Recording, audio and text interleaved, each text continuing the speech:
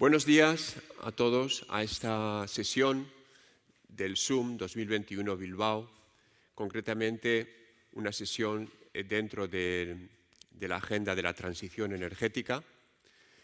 Bienvenidas todas las personas, todos los asistentes, tanto físicamente como en streaming, y muy en particular nuestra cordial bienvenida a la señora doña Cristina Lobillo Borrero, directora de Política Energética de la Comisión Europea. La transición energética es algo que ha caracterizado al sector energético desde el inicio mismo de la industrialización. Siempre hemos estado transitando hacia algo nuevo, siempre han aparecido nuevas tecnologías. La industrialización europea fue posible gracias al carbón. El carbón fue sustituido por el petróleo fue acompañado del gas natural, luego se han hecho posibles las instalaciones renovables, la electricidad no era almacenable, ahora empieza a ser almacenable. El sector energético siempre transita hacia algo nuevo. La transición energética no es algo de nuestros días, sino que es algo consustancial a la energía misma como sector industrial esencial.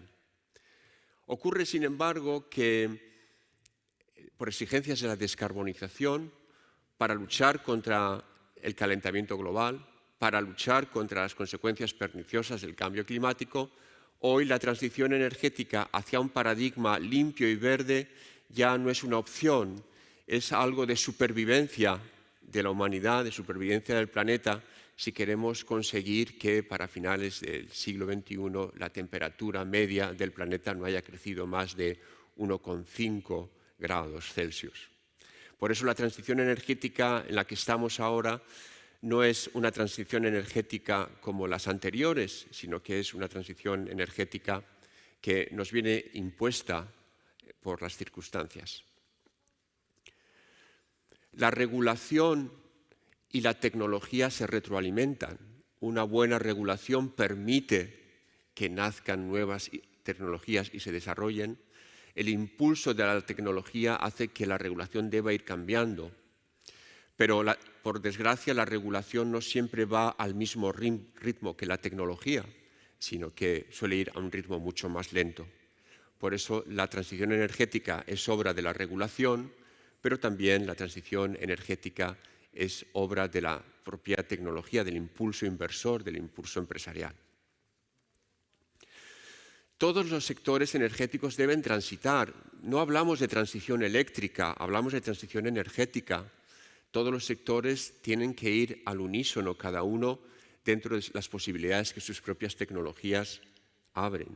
La electricidad está transitando hacia una generación masiva y principalmente renovable, pero también el sector de los hidrocarburos, tan importante en nuestra vida social, en la economía, tiene que hacer su propia transición. No debe quedarse ningún sector atrás, al menos a mi juicio.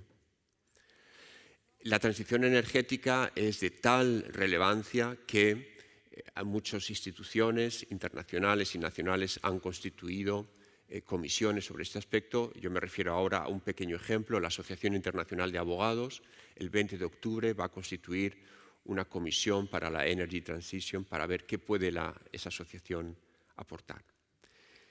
Y en este campo el líder es la Unión Europea y la Comisión Europea. Ya desde hace bastantes años la Unión Europea ha tomado el liderazgo mundial en este campo de la transición energética hacia un paradigma limpio y básicamente electrificado, pero no solo electrificado. Por eso, la presencia hoy aquí en SUM 2021 de doña Cristina Lobillo Borrero pues es de grandísima relevancia. La señora Lobillo es licenciada en Derecho y tiene cursos de posgrado en Economía, Derecho de la Unión Europea, así como cursos de Gestión y Liderazgo en la Universidad Libre de Bruselas, la Escuela Española de Diplomáticos, la Comisión Europea y la Harvard Business School. Desde el año 2004 es funcionaria de la Comisión Europea, donde ha trabajado en políticas de agricultura y comercio. Desde el año 2014 al 2019 fue jefa de gabinete del excomisario de Acción Climática y Energía, don Miguel Arias Cañete. De diciembre de 2019 a junio de 2020 ha sido asesora principal de la Dirección General de Agricultura y desde el 16 de junio de este año es directora de Política Energética de la Dirección General de ENER de la Comisión Europea.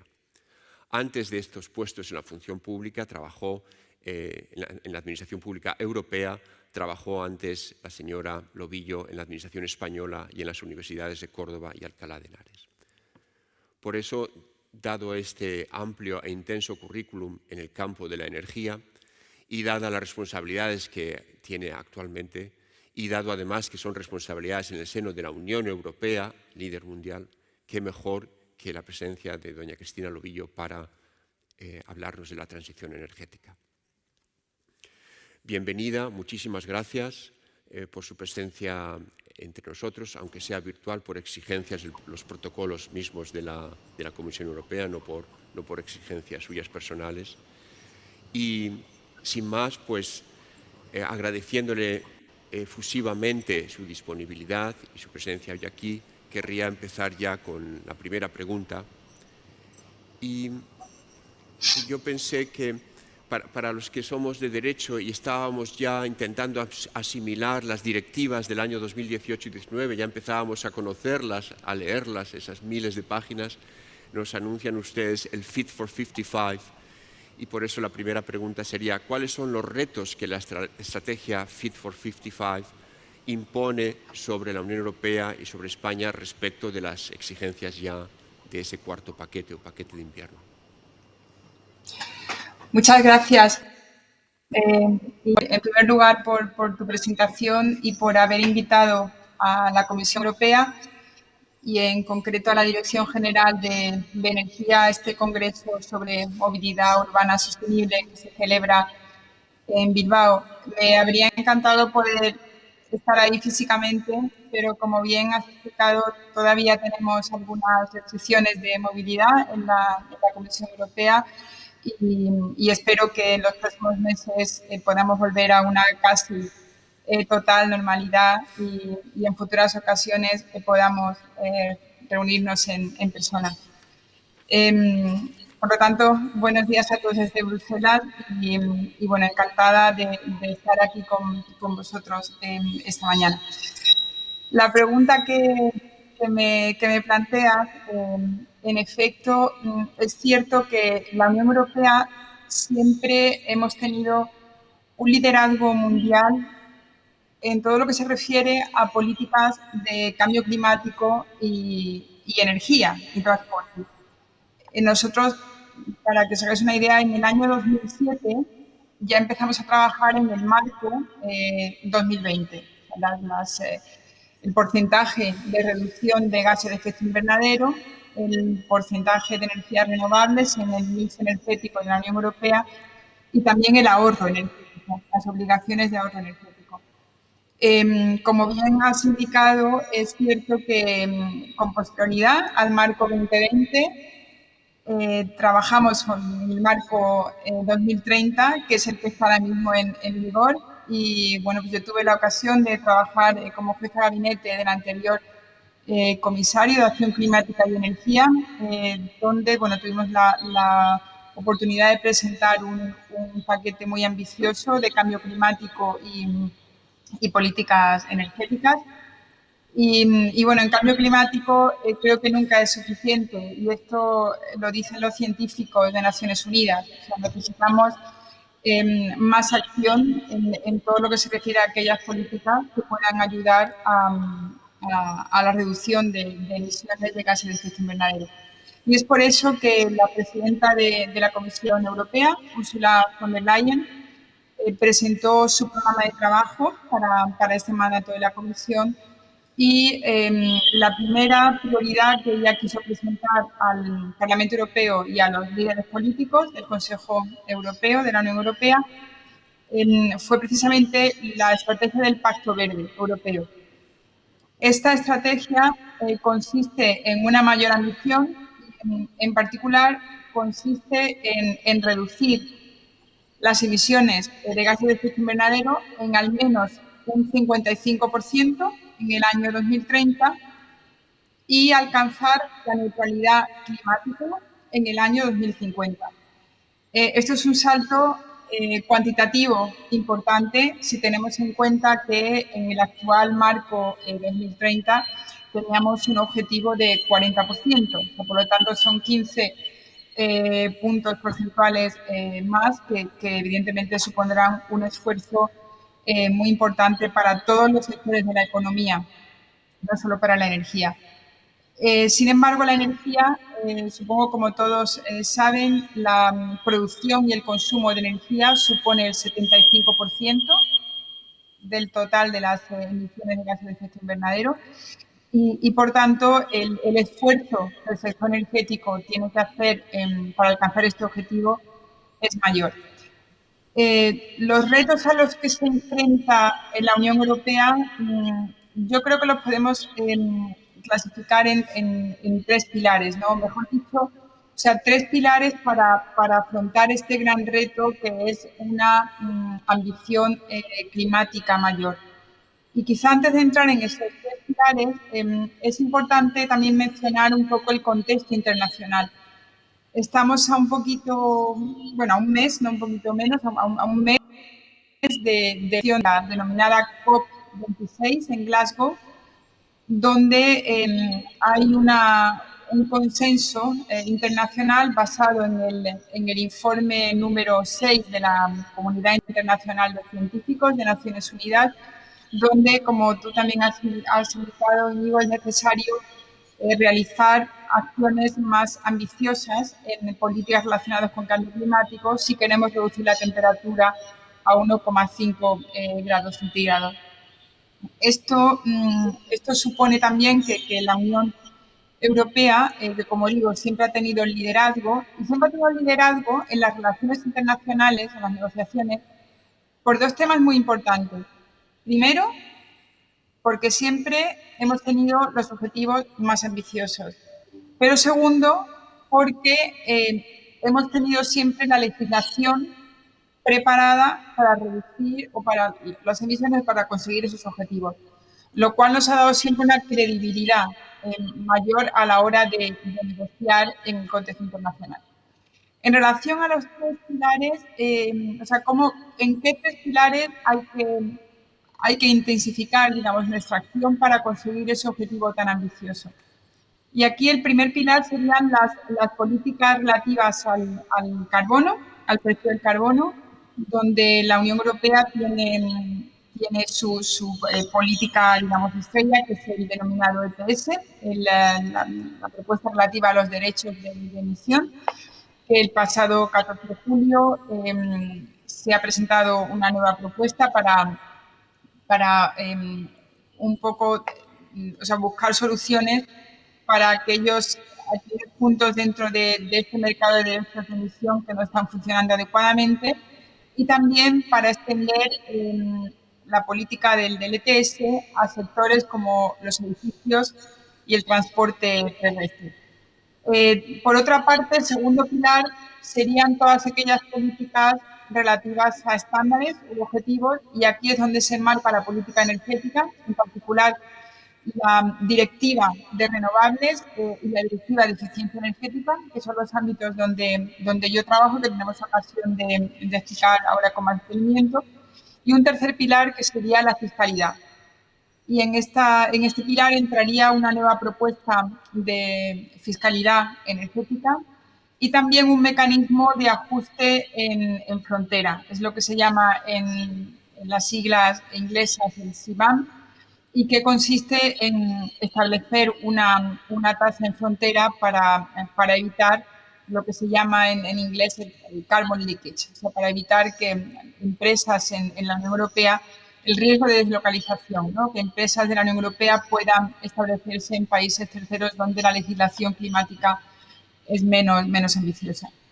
Y por último, yo creo que el gran reto, y tú lo has mencionado también, es cómo conseguir que la transición energética beneficie a todos, o sea, que no quede ningún ciudadano de la Unión Europea atrás, que no pueda participar de estos beneficios. Y segundo, que sea una transición rentable, o sea, todos sabemos que conseguir estos objetivos implican un aumento de las inversiones anuales en la Unión Europea de 390.000 millones anuales en relación con la década anterior. Esto supone, evidentemente, un esfuerzo muy grande que habrá que hacer por parte del sector público y también del sector privado. Y lo más importante es que precisamente debido al costo que tiene esta transición energética, nosotros pensamos que tiene que ser una transición justa. Y es por esto que tenemos un fondo de transición justa destinado a ayudar a aquellas regiones de la Unión Europea que todavía tienen una dependencia muy alta de combustibles fósiles, y también hemos creado el denominado Fondo de Acción Social Climática, que tendrá alrededor de 70.000 millones de euros y que también estarán destinados a todas aquellas políticas sociales que eviten, o sea, que puedan ayudar a evitar los efectos de la transición energética. Muchas gracias. Muchas gracias, señora Lobillo, por esta magnífica presentación, sumario resumen de la acción Fit for 55 como estrategia nueva de la Comisión Europea. En segundo lugar, es de todos bien conocido, particularmente de la Comisión Europea en el Pacto Verde y acciones sucesivas, que el hidrógeno constituye hoy una alternativa energética que puede satisfacer muchas necesidades de la transición al mismo tiempo. El problema con que se enfrentan los países miembros que están promocionando, incluso con los Next Generation EU, los fondos para la reconstrucción después de la crisis económica, es que no hay suficiente demanda de hidrógeno. Y por eso que sería la circunstancia que impulsaría a producir hidrógeno y a comercializarlo. ¿Cómo podríamos conseguir que en la Unión Europea creciera la demanda y, por tanto, el uso de esta fuente de energía? Sí, muchas gracias por esta pregunta, porque nosotros en la Unión Europea estamos apostando de manera muy fuerte por el hidrógeno. Quizá primero, la primera afirmación que yo quisiera realizar aquí es que para conseguir un objetivo del 55% de reducción de emisiones y la neutralidad climática, necesitamos, en primer lugar, electrificación, o sea, electrificar al máximo posible nuestra economía, pero por otra parte también somos conscientes de que hay sectores que no son fáciles de electrificar. En concreto hablamos del transporte, o sea, de determinados tipos de transporte, la navegación, el transporte aéreo, y nosotros aquí pensamos que puede haber tecnologías que pueden ayudar a reducir emisiones cuando la electrificación no es posible. Y es aquí donde encajamos el hidrógeno. El pasado año la Comisión Europea adoptó una estrategia sobre el hidrógeno bastante ambiciosa, que luego se discutió en el Consejo de Ministros de Energía de la Unión Europea. El foco de esta estrategia está puesto básicamente en el hidrógeno renovable, siendo uno de los objetivos instalar 40 gigavatios de electrolizadores en el año 2030, con el objetivo de producir a partir de energía renovable. O sea, nosotros sabemos que el hidrógeno renovable no está todavía muy desarrollado en la Unión Europea, solamente tenemos un 2%, pero sí que pensamos que es una energía de futuro. Y como bien has mencionado, precisamente en los planes de resiliencia y recuperación económica, en lo que se llama el Next Generation EU, existe un porcentaje dentro de estos planes, en concreto el 37%, que tiene que destinarse a políticas de transición energética, ¿no? de lo que se llama la Green Transition. Y aquí es donde nosotros vemos que el hidrógeno tiene, o sea, es uno de los ámbitos más, digamos, elegibles para financiación. ¿Qué estamos haciendo en la legislación para conseguir que se fomente la demanda de hidrógeno? Nosotros lo que hemos hecho en la revisión de la Directiva de Energías Renovables, que presentamos el pasado 14 de julio, hemos incluido dos obligaciones relativas al hidrógeno.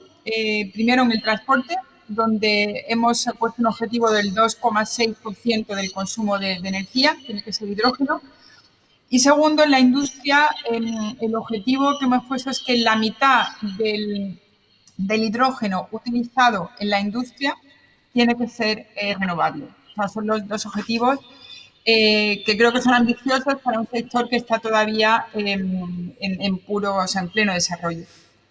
El tercer elemento, que nosotros a final de este año, la Comisión Europea tiene previsto también adoptar una propuesta legislativa sobre gases descarbonizados, incluido el hidrógeno, donde vamos a introducir más obligaciones para la industria y también más incentivos, porque nosotros pensamos que este tipo de tecnologías, el mejor desarrollo tiene que darse con incentivos y con mayor inversión, más que con obligaciones. Eso es lo que puedo deciros por ahora sobre el hidrógeno. Muchas gracias. Muchas gracias por esta respuesta sobre el hidrógeno. Y a continuación vamos a dar un pequeño salto dentro del ámbito de la transición energética hacia una figura que pretendidamente es la figura estelar en las directivas y en el reglamento eléctrico de los años 2018 y 2019, que son las comunidades energéticas. Parece que, aunque ocupan un pequeño espacio en la directiva, en ambas directivas, en la directiva eléctrica y en la de renovables, sin embargo, llevado hasta el final, las comunidades energéticas van a ser el futuro del sistema eléctrico, en la medida en que los consumidores puedan organizarse en esas comunidades con beneficios para el sistema eléctrico y para ellos mismos. ¿Qué se puede hacer para fomentar la aparición de comunidades energéticas en el sentido de la directiva? Porque España tiene ya desde hace 100 años bastantes cooperativas eléctricas que podrían mutar hacia la comunidad energética. ¿Qué se puede hacer para que aparezcan comunidades energéticas y que así se descentralice el sistema eléctrico? Sí, bueno, muchas gracias por esta pregunta, porque eso es precisamente lo que nosotros hemos propuesto en nuestra directiva de renovables, en la que está ahora mismo en vigor y ya transpuesta por los Estados miembros, y segundo, en esta nueva revisión, ¿no?, que hemos presentado el pasado 14 de julio.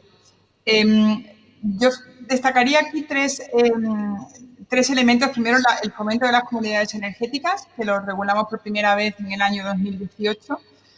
Nosotros, en la Comisión Europea, estamos convencidos de que las comunidades energéticas están llamadas a jugar un papel central en la transición energética en la Unión Europea. Pero también hay que mirar esta figura unida al autoconsumo y a la figura de lo que nosotros llamamos consumer, que es el consumidor generador.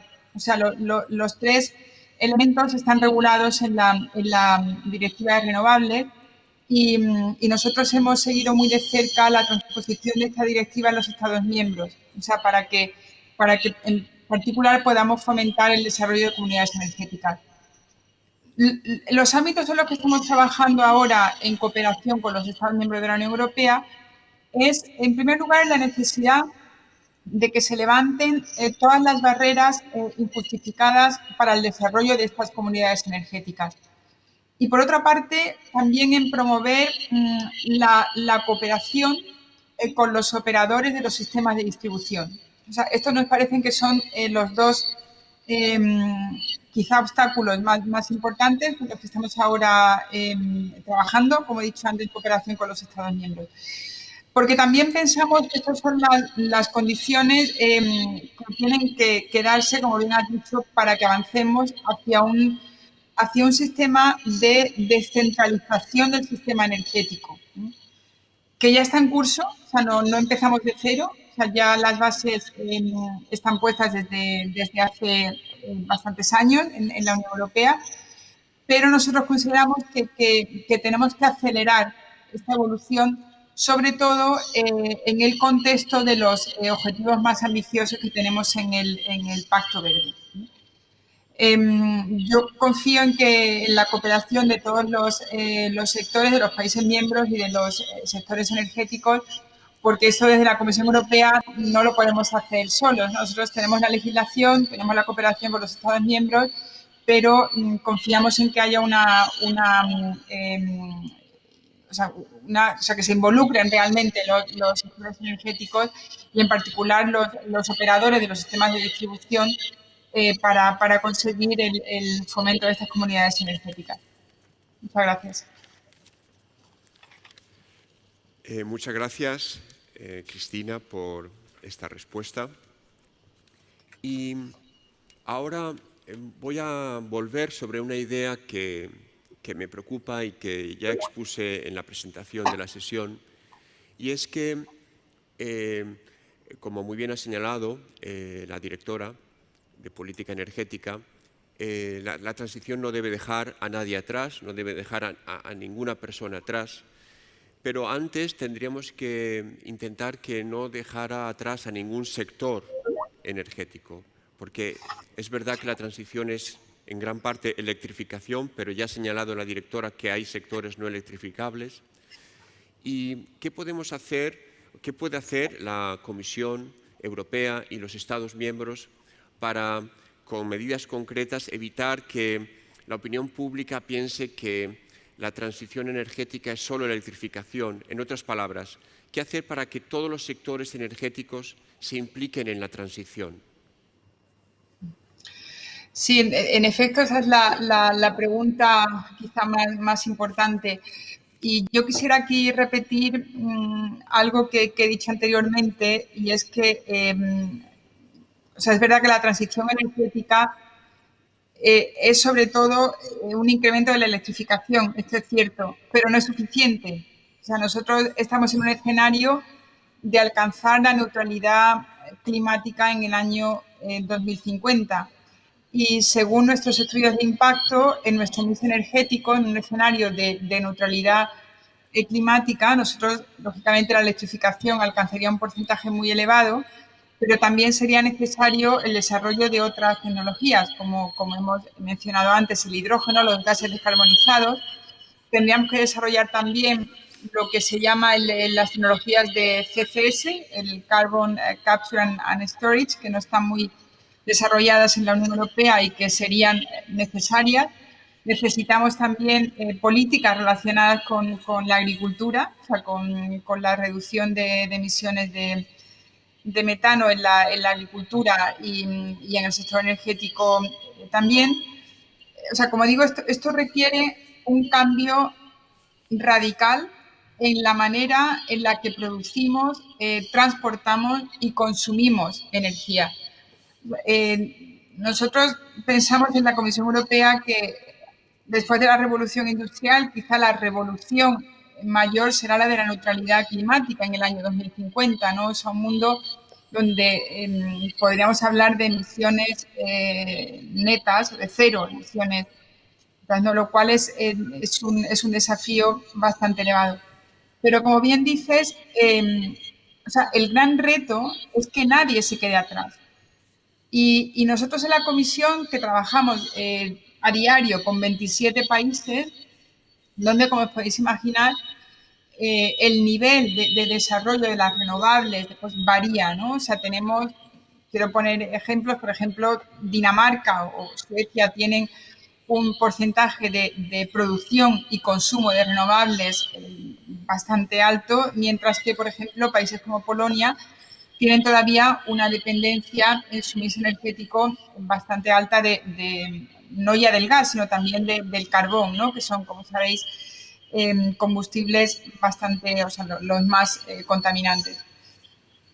Aquí lo que hace la Unión Europea para conseguir que nadie se quede atrás, y esto lo hemos hecho muy recientemente, en concreto en el periodo de financiación, el marco presupuestario que tenemos en la Unión Europea desde el año 2021 al año 2027, lo que se conoce como el marco plurianual financiero donde por primera vez hemos introducido un mecanismo de transición justa. O sea, esto no se ha materializado hasta ahora, ha sido una petición que el Parlamento Europeo ha venido realizando desde hace bastantes años y hemos conseguido materializarlo con el acuerdo de todos los Estados miembros y tener un fondo de transición justa.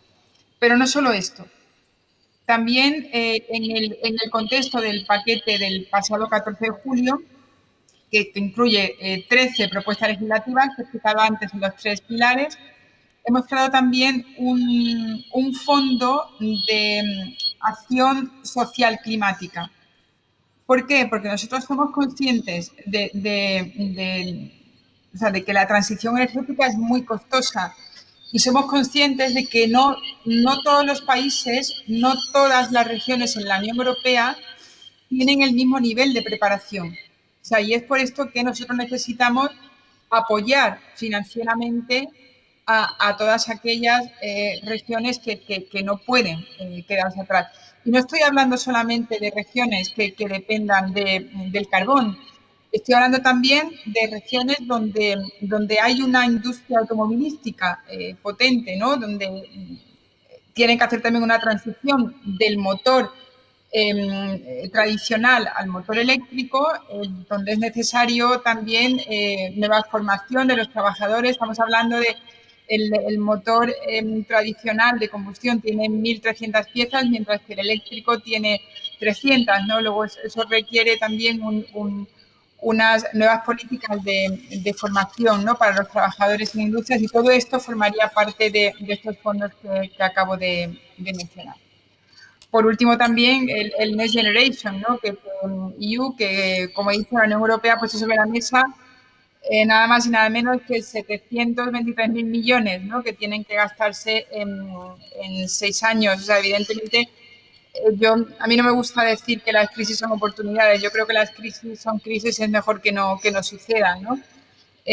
Sin embargo, es cierto que el COVID-19, aparte de la crisis sanitaria, ha producido también una crisis económica importante, y yo creo que la Unión Europea ha puesto sobre la mesa un mecanismo financiero sin precedentes. O sea, creo que no me gusta utilizar la palabra oportunidad porque, repito, que creo que la crisis es mejor que no ocurra, pero sí que es una oportunidad para acelerar la transición energética con ese presupuesto adicional que la Unión Europea ha puesto sobre la mesa.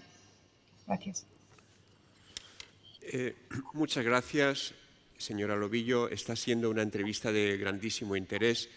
Llevamos 4 preguntas, ya le hemos hecho 4 preguntas.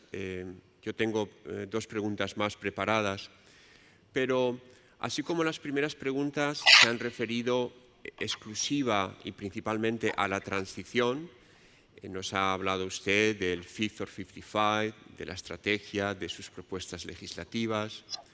Nos ha hablado de las acciones que van a llevar a cabo para fomentar la demanda de hidrógeno. Nos ha hablado de cómo descentralizar el sistema eléctrico y permitir que surjan comunidades energéticas. Y ahora, en último lugar, se ha referido muy acertadamente y de modo muy ilustrativo a cómo hacer que otros sectores distintos del eléctrico caminen y tengan su propia transición.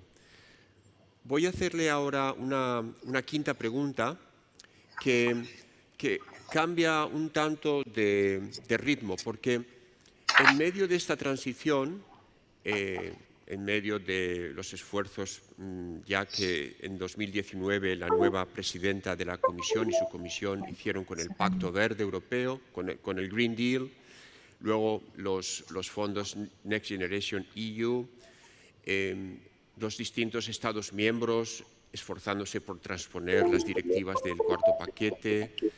En medio de esta transición han surgido unas circunstancias que no se sabe si derivan de esta transición o son circunstancias que pueden dificultar la transición o son circunstancias que eran inevitablemente una consecuencia de la transición.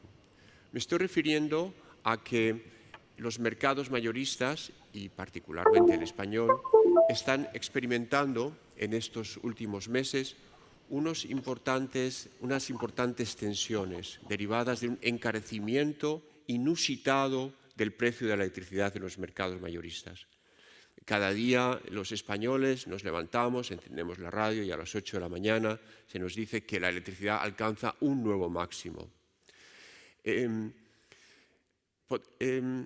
alguna manera, algunos podrían pensar que esto deriva de la propia transición, en la medida en que si las energías base, que eran hasta ahora el carbón y la nuclear, van descendiendo a favor y cerrando centrales de este tipo que daban la energía base constante, distinta de la energía intermitente de las renovables, podrían pensar que esta es una consecuencia inevitable de la transición porque el gas natural, que al mismo tiempo y por circunstancias distintas de la transición está encarecido en los mercados internacionales, pues es el que está imponiendo el precio del mercado mayorista.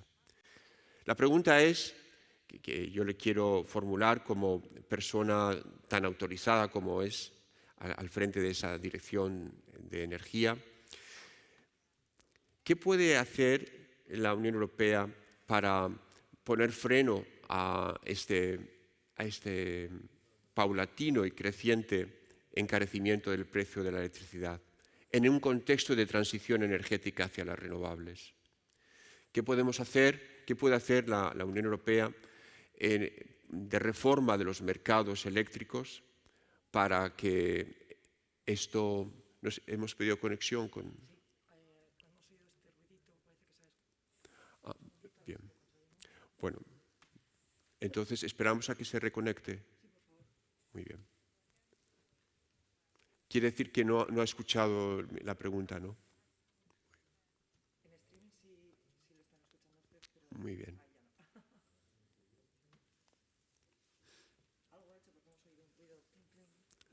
Ese sonido era que se había perdido la conexión. Muy bien. Pues así se toma el público físico y el streaming un respiro, y la propia directora se toma un respiro también.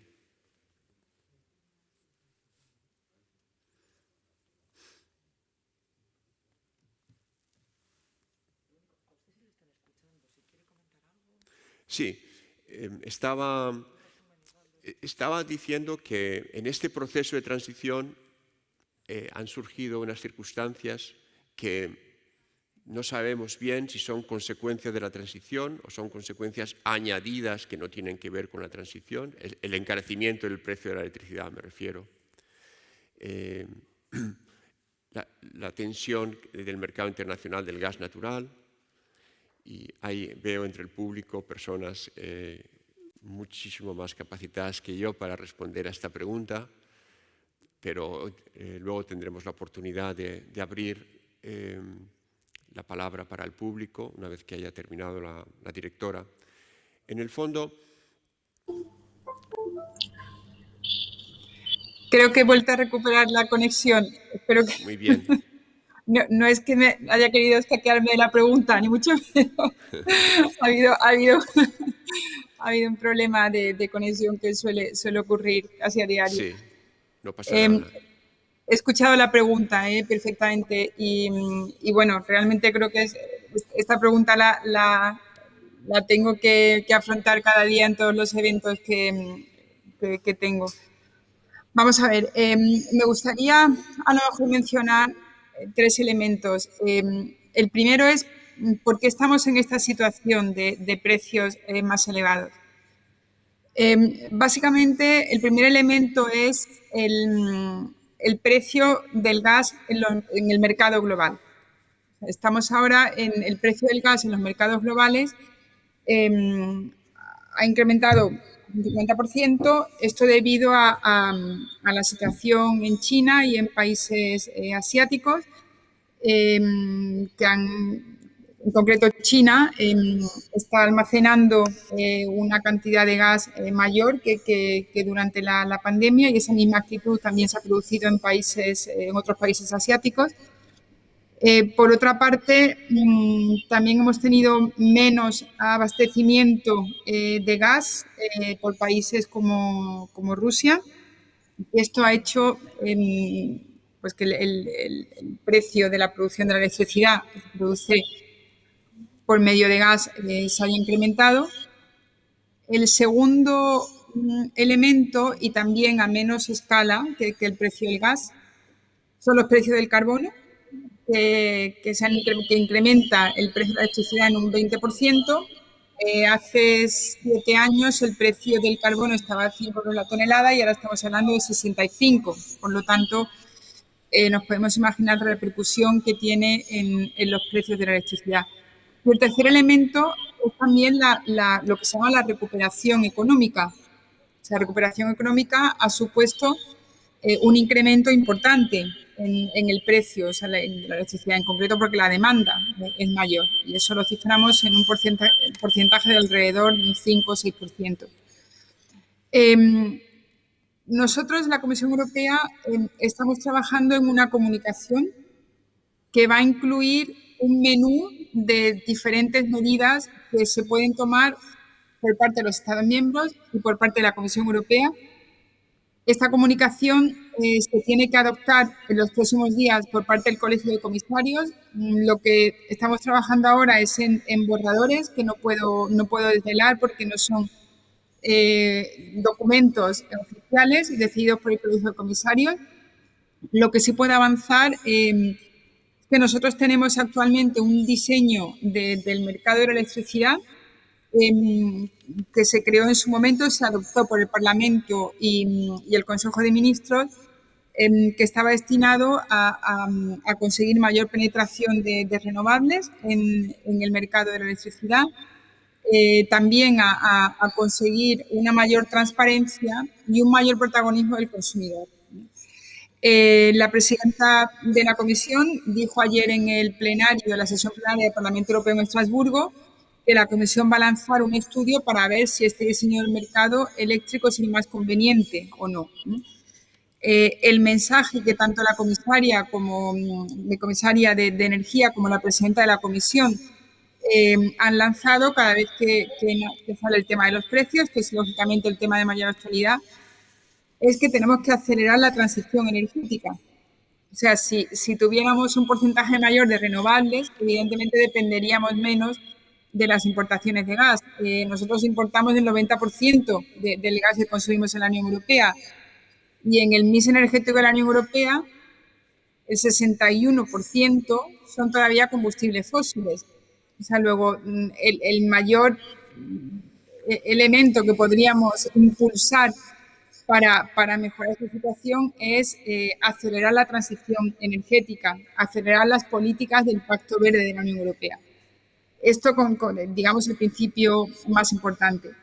El segundo son las medidas que también los Estados miembros están adoptando. De los 27 países hay 20 que ya han adoptado medidas, básicamente sociales y fiscales, son medidas temporales, y la Comisión Europea en los próximos días, como digo, va a adoptar un documento que posiblemente incluya medidas relativas al sector del gas y de la electricidad. El tercer elemento, y es fundamental, es la cooperación entre la Comisión Europea y los Estados miembros. O sea, nosotros confiamos en que hay elementos globales exteriores que no se pueden solucionar, que es el precio del mercado global del gas, pero sí que por nuestra parte estamos también en mayor contacto con nuestros socios, nuestros países terceros que nos abastecen gas en la Unión Europea. Y por otra parte, confiamos en que las medidas que la Comisión Europea va a poner sobre la mesa en los siguientes días pues puedan contribuir a solucionar o a mitigar un poco la situación con los precios de la energía, que para la Comisión es ahora mismo un tema prioritario, y siento no poder desvelar más contenido sobre las medidas porque, como digo, están en preparación, no son oficiales y no puedo avanzar contenido de un documento que todavía no es oficial, pero sí que un mensaje de tranquilidad en el sentido de que puedan ayudar a solucionar el incremento de los precios de la energía La Comisión las está analizando y las pondrá sobre la mesa en los próximos días. Muchas gracias, señora Lobillo. Pues antes de dar el paso a posibles preguntas del público, quisiera formularle una última pregunta, y es ¿qué papel puede jugar España y la industria española en la transición energética en nuestro país? ¿Cuál es la visión que tiene la Comisión Europea sobre el papel de nuestra industria española? Bueno, nosotros el papel que pensamos en la Comisión Europea, que el papel que puede jugar España en la transición energética es quizá uno de los más importantes, ¿no?, en los países de la Unión Europea. Primero porque España tiene un gran potencial en producción de energías renovables, no solo fotovoltaica, sino también eólica, biomasa. Nosotros pensamos que o sea, el potencial de España es mayor que el de otros muchos países de la Unión Europea.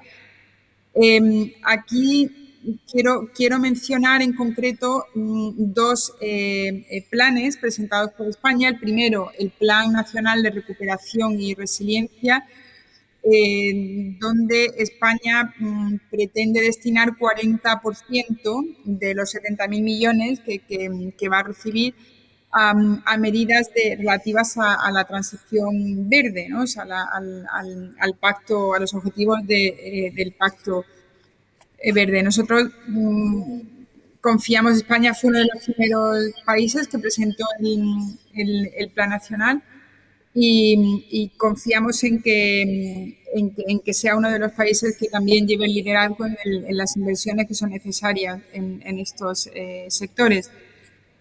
La biomasa, también parece que España tiene un potencial elevado y en el Plan Nacional de Energía y Cambio Climático también hay un porcentaje que es significativamente superior que el de otros países de la Unión Europea. Y en tercer lugar, las inversiones. O sea, nosotros pensamos que España es uno de los países que, como digo, va a recibir una de los volúmenes de presupuesto más elevados del Plan de Recuperación Nacional y Resiliencia. Y nosotros confiamos en que esta inversión, que es puramente pública y que incluye se incluye subvenciones, incluye también préstamos, pero la mitad son subvenciones. Nosotros confiamos en que esta inversión pública en España pueda ser también el detonante para atraer inversión privada. Esto es lo que yo puedo decir por parte de la Comisión Europea. Nosotros trabajamos en la Dirección General de Política Energética con los 27 países de la Unión Europea y tenemos muchas esperanzas en el papel que puede jugar España en el desarrollo de las energías renovables, para lo que es necesario la acción de las administraciones centrales, autonómicas, locales y, lógicamente, los sectores energéticos y los ciudadanos. O sea, yo creo que nosotros confiamos en que el papel del ciudadano, ¿no?, en la transición energética y tenemos esperanzas en que España pueda ser en la Unión Europea líder en el desarrollo de renovables. Muchísimas gracias a doña Cristina Lobillo Borrero por haber atendido a estas preguntas que se le formulan desde el Congreso SUM 2021 Bilbao. Lo cierto es que entre las preguntas y las respuestas pues hemos obtenido un panorama muy variado y rico acerca de la visión que la Comisión Europea tiene de la transición y de cómo va a influir en la movilidad sostenible, que es el tema del Congreso.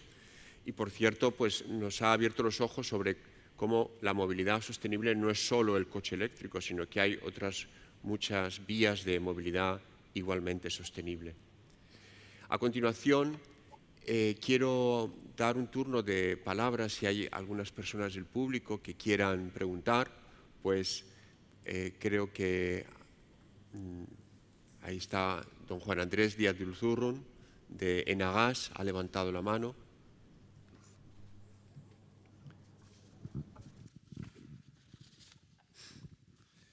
Sí, Cristina, buenos días. En primer lugar, muchísimas gracias Buenos días. por someterte a este tercer grado, que las preguntas de Íñigo algunas tiraban con bala, ¿no? Y has tenido la valentía de contestarlas. En relación un poco a los motivos de los precios que coyunturalmente estamos teniendo ahora en el gas, fundamentalmente en el gas, que luego derivarán o están derivando en electricidad, ¿no? Yo creo que en la situación en la que estamos ahora en Europa, en el mercado de compra europeo, partiendo de la base que compramos prácticamente, al menos muchos de los países de Europa, el 100% del gas fuera, estamos en un mercado absolutamente liberalizado desde hace prácticamente 20 años, donde los actores que compran gas compran cantidades relativamente pequeñas de gas en relación a lo que se compraba hace 20 años, cuando eran las empresas nacionales las que comprábamos el gas, y además se compra a mucho menos plazo.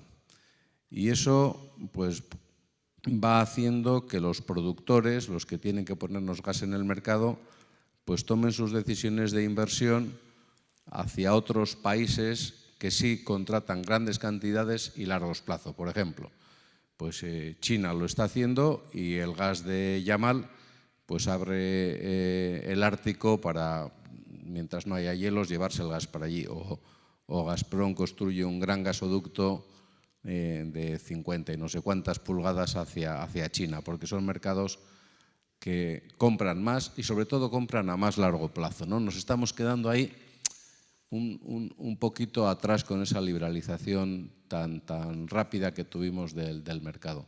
Ahora alguna de las medidas que se están apuntando es centralizar compras, volver a tener potencia de compra.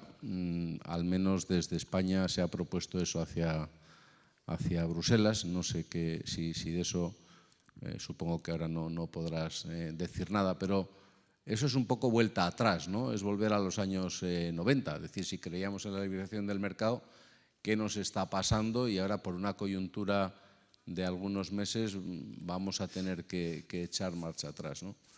Bueno, esto es lo que yo creo de pasado. ¿Qué es lo que creo que estamos? Estamos con un equilibrio de mercado ciertamente inestable, basado eso en un mercado a muy cortito plazo, y que cualquier cosa que lo haya sacado de ese punto de equilibrio, y en este caso tú lo has apuntado muy bien, una demanda post-COVID que no esperábamos que creciera tanto, ¿no? Entonces es un sistema el que hemos creado con poca resiliencia al cambio de demanda, ¿no? Y una cosa que estamos observando ya en el mercado español en los últimos 15 días y que es absolutamente preocupante y que no lo habíamos visto antes porque no se había dado la circunstancia, es que la demanda sí es elástica al precio. Y vemos ya industrias españolas que o bien reducen sus producciones tirando de stocks, o bien, si son multinacionales del sector cerámico, pues su fábrica de Turquía ha empezado a tirar más y la de Castellón a bajar de producciones. Y eso nos tiene francamente preocupados.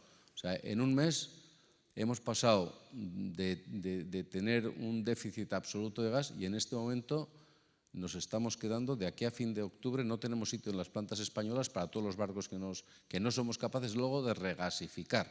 O sea, la demanda se está contrayendo y eso en el medio plazo para España va a ser malísimo. Entonces, y ahora la pregunta, esas medidas y esos colegios de comisarios y eso tal, ¿cuánto va a tardar?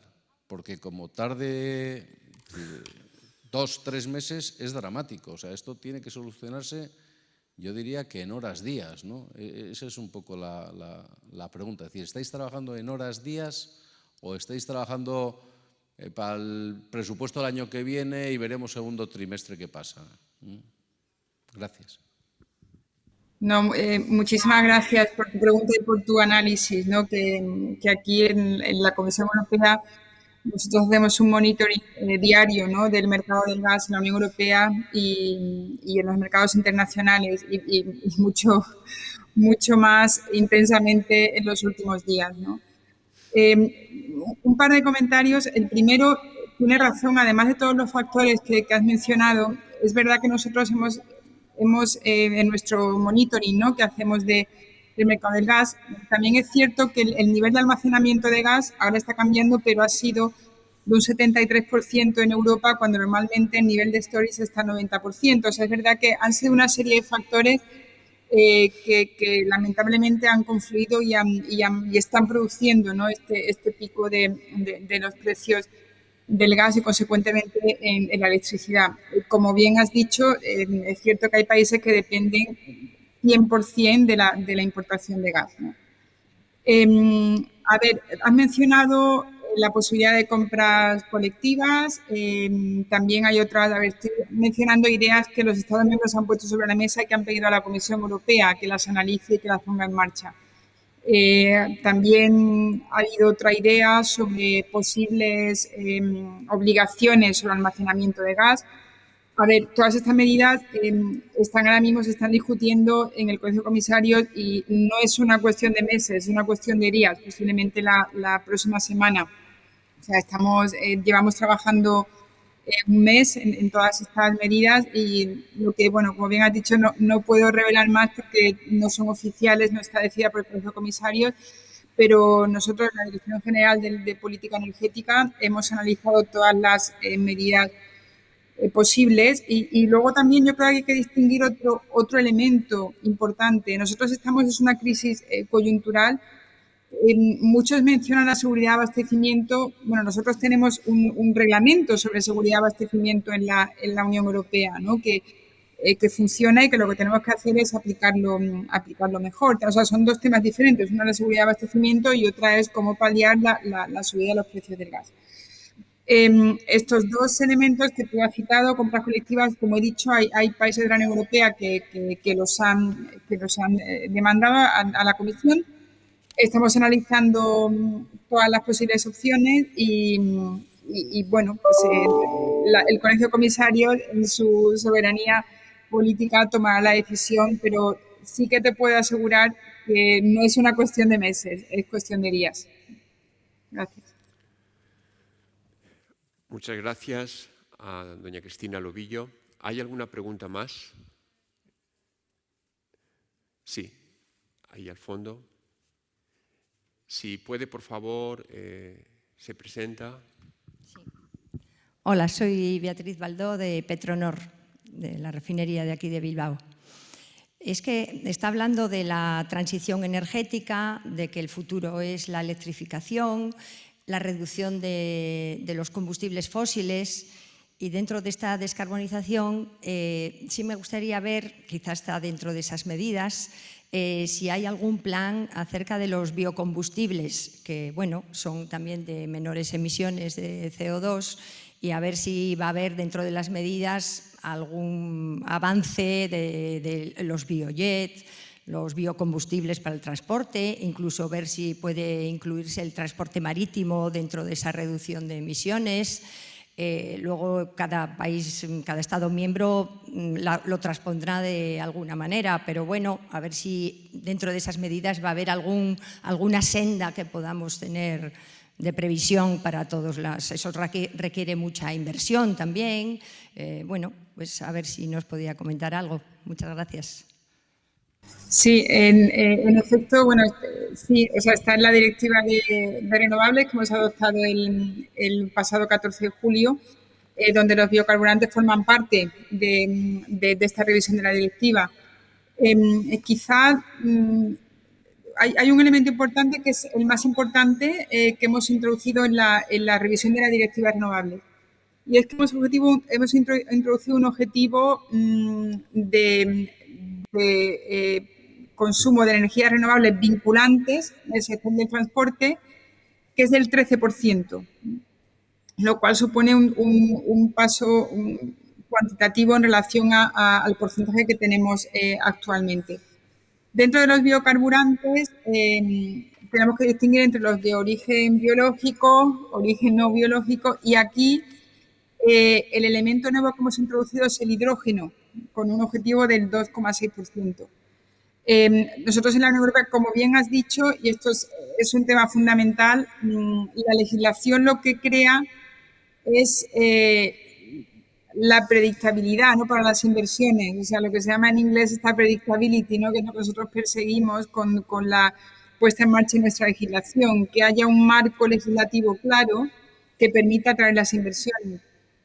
Y es por eso que aquí la directiva de energías renovables en relación a los biocarburantes es muy clara, o sea, incluye los 3 porcentajes y los 3 tipos de biocarburantes, y por primera vez introduce el hidrógeno.